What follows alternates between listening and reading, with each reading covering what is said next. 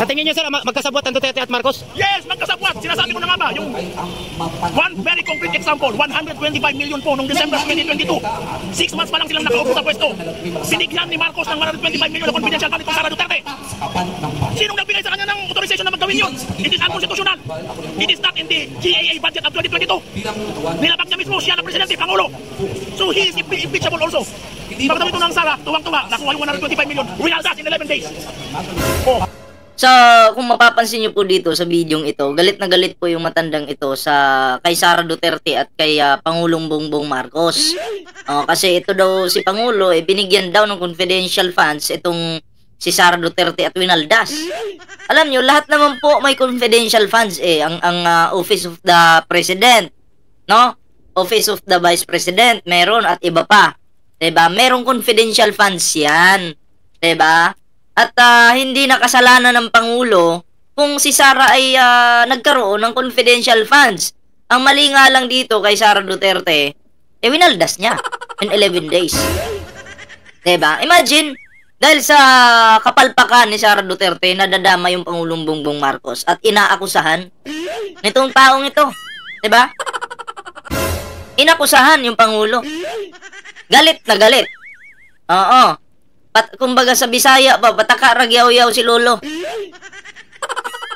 Ang video pong ito ay galing kay Papa Vin TV. Ayan suportahan po natin yan. Pahira muna ng video mo. At eto na at bigyan po natin ito ng reaksyon. Pakinggan po natin yung kanyang sasabihin dito. Bakit galit na galit itong matandang ito? Okay, so ito po, pakinggan natin. Pero syempre, bago po tayo magtuloy-tuloy sa ating reaction ngayon, meron po tayong Facebook page dito, Ballpoint Man 2.0, at syempre mga pre, meron din po tayong TikTok. Kaya huwag niyong kalimutan i-follow yung ating mga social media accounts. At syempre, kung hindi ka pa nakasubscribe sa ating YouTube channel, huwag kalimutan mag-like, share, at subscribe. Okay? Para updated po kayo sa lahat ng mga uploads po natin. Okay?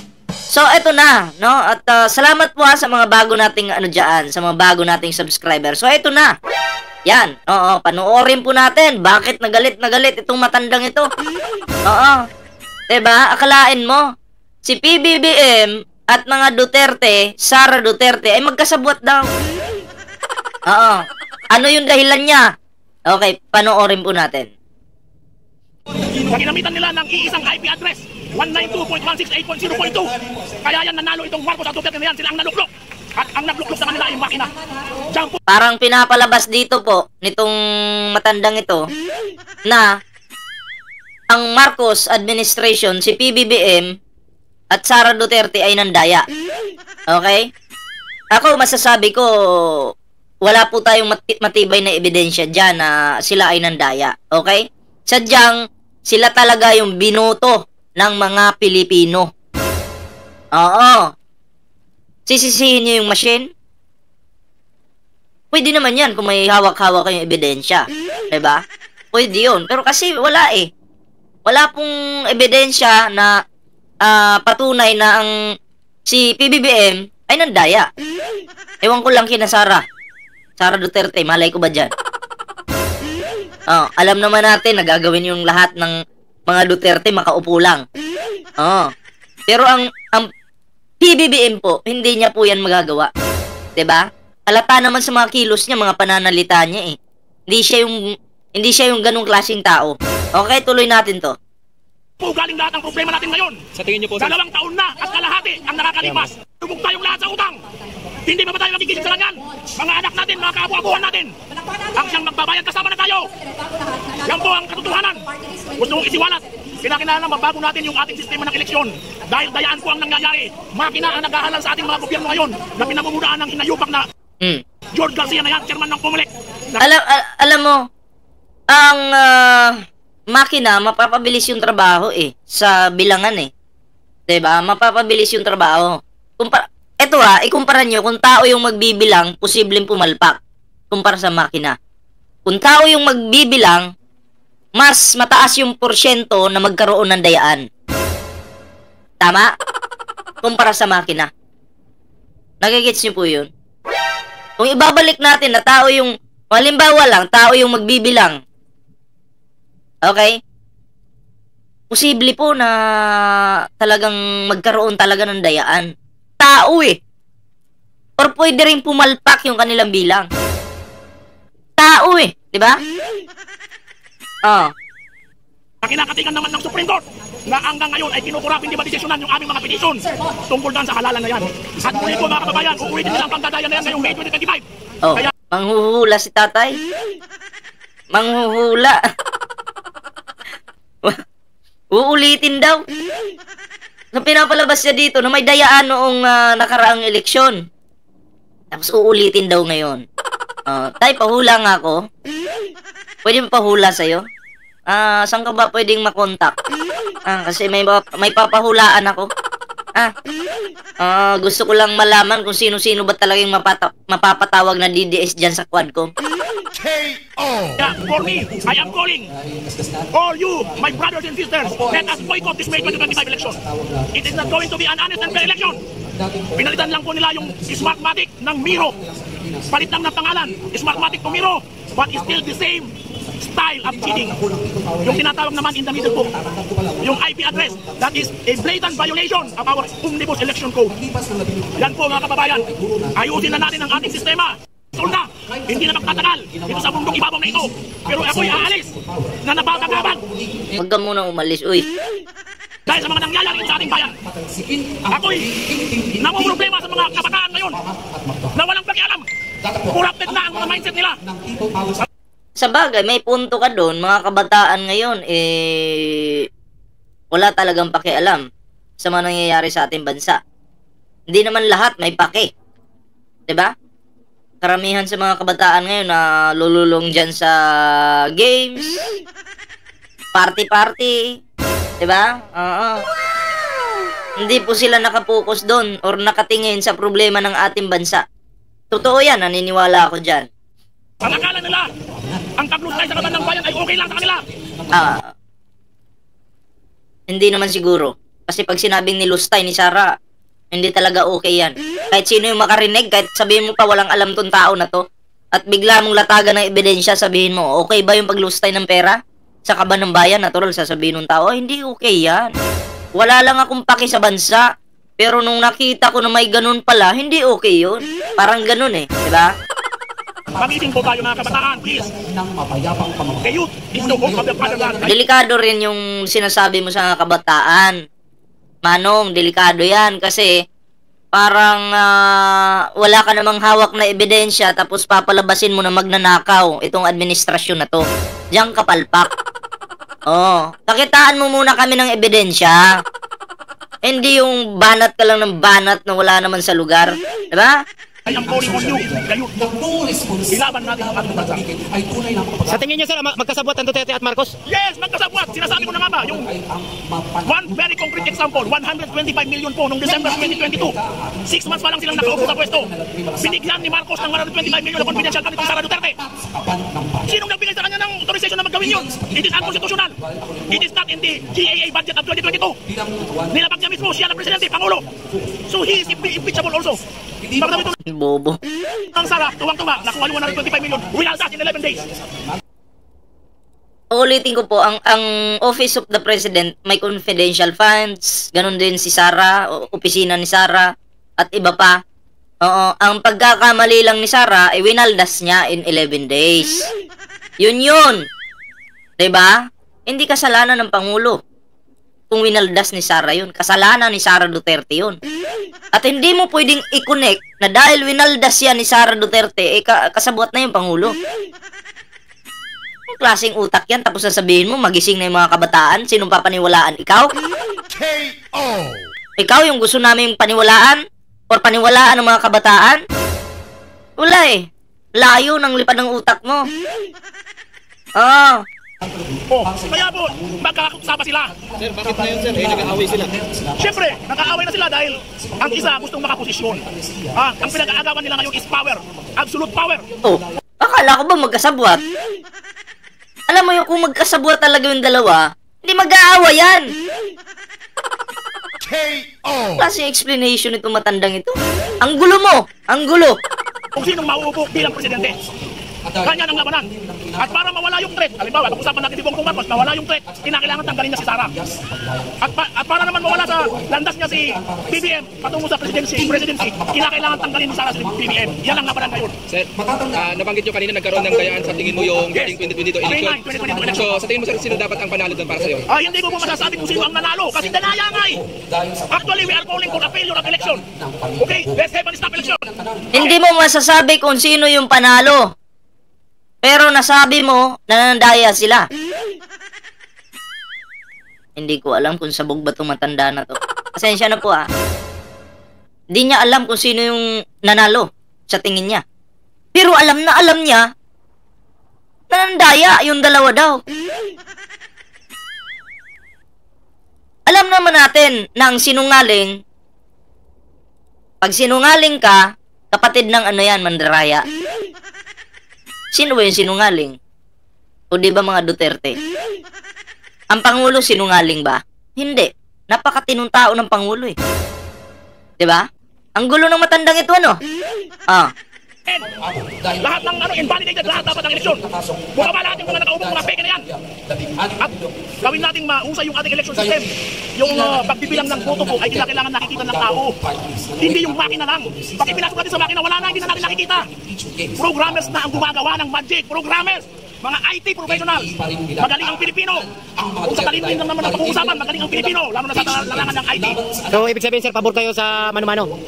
Nabilangan? Mano-mano po ang pagbilang ng boto. Pero ako hindi po ako pabor sa mano-mano. Depende po yan Kung sino yung naka-assign sa lugar na yon, tapos machine yung gamit. Halimbawa, yung naka-assign, nababayaran yun. Pwede niyang dayain yung makina. Kasi siya yung naka-assign doon. Bayad siya. Okay? Ganon yun. Ganon yung... Kasi lahat naman pwedeng dayain Pero depende sa naka-assign. Yun, para klaro. And then, sa mano-mano naman, mas matindi po yung dayaan sa mano-mano. Kung may dayaan sa machine, kung kayang dayain yung machine, or malin lang yung mga Pilipino, mas matindi po ang dayaan sa mano-mano. Kasi ako ngayon na nagbibilang ako ngayon ng boto.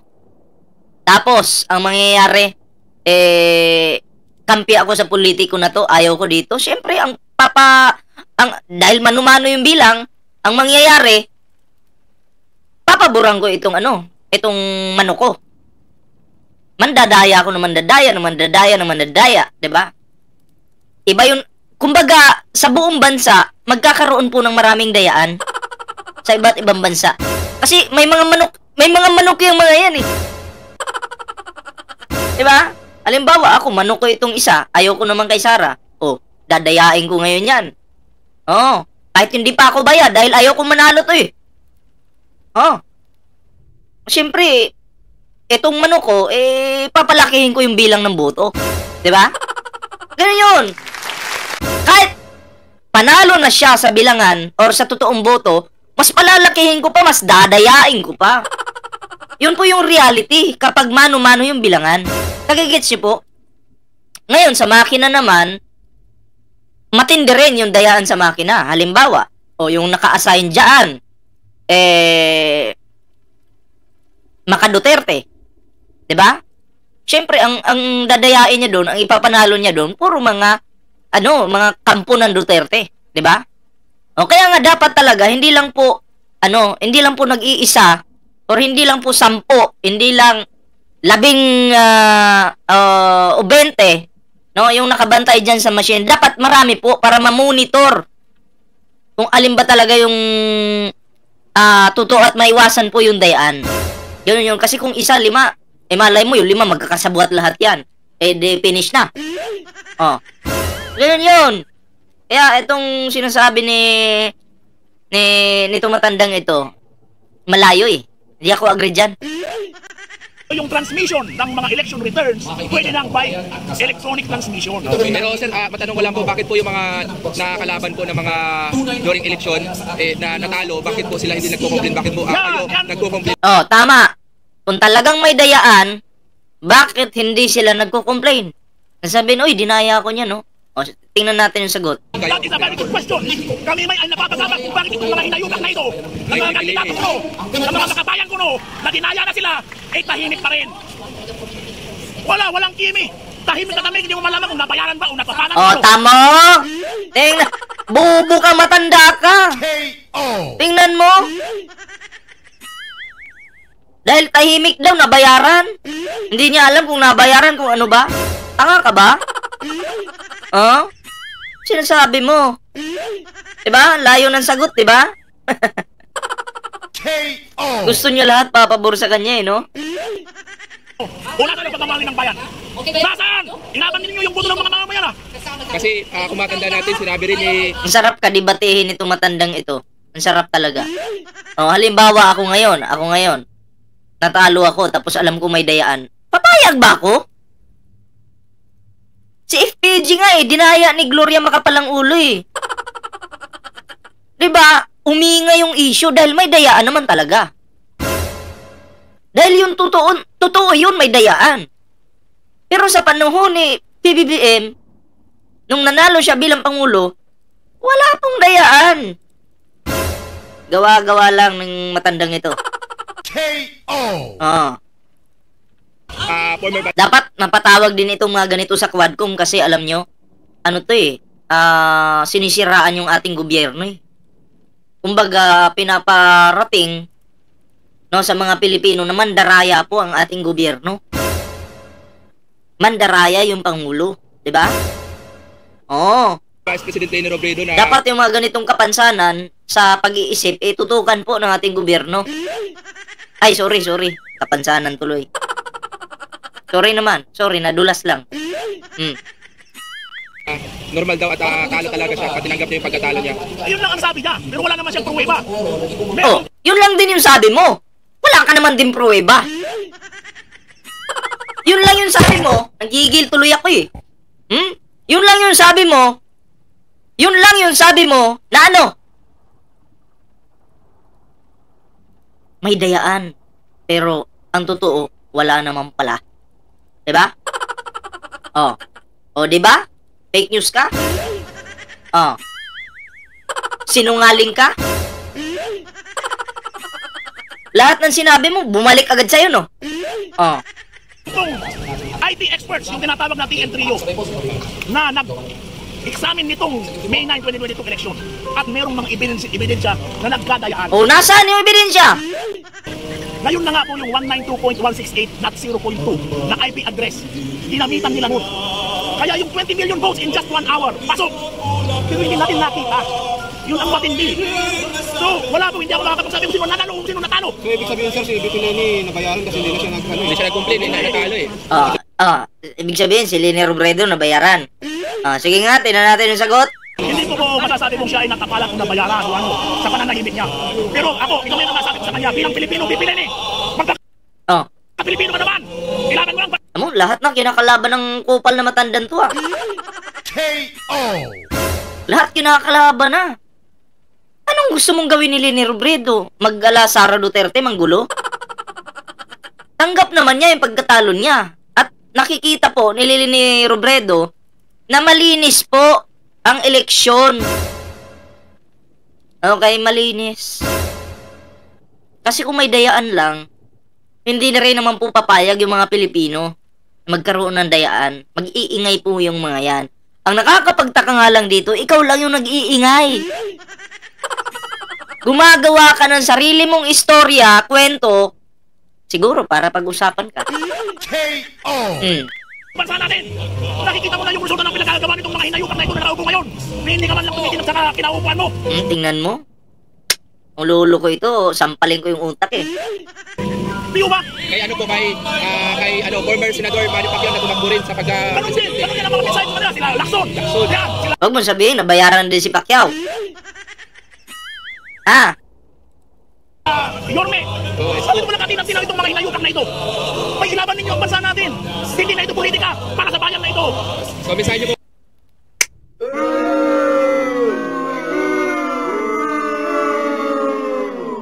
Grabe, no?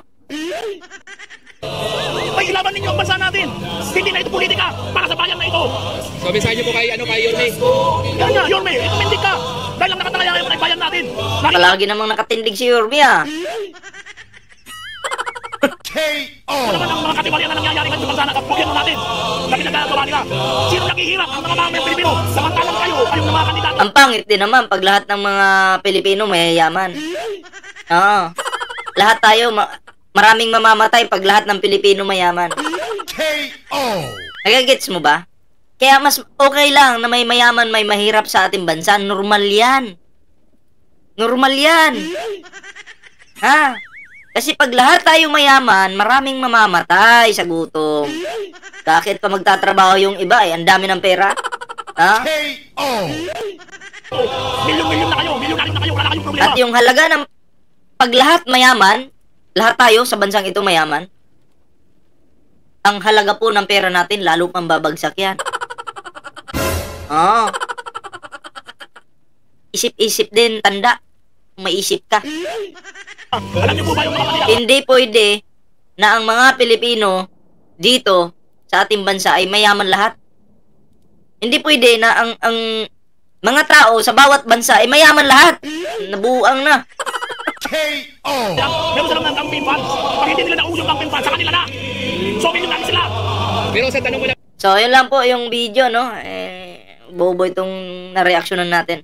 Okay, anyway, kung gusto nyo mapanood ng buo ito kay Papa Vin TV, ayan oo. Nasa channel niya ito, no? Puntahan nyo na lang po. Okay, so yun lang po yung ating video ngayon mga pre. At salamat po sa pagsama. Wala bobo yung matandang ito. Okay, salamat po sa pagsama sa ating video ngayon. Siyempre, bago po tayo magtapos, mayroon po tayong Facebook page po dito. Ballpoint Man 2.0. Huwag niyo pong kalimutang i-follow ang ating Facebook page. Meron din po tayong TikTok.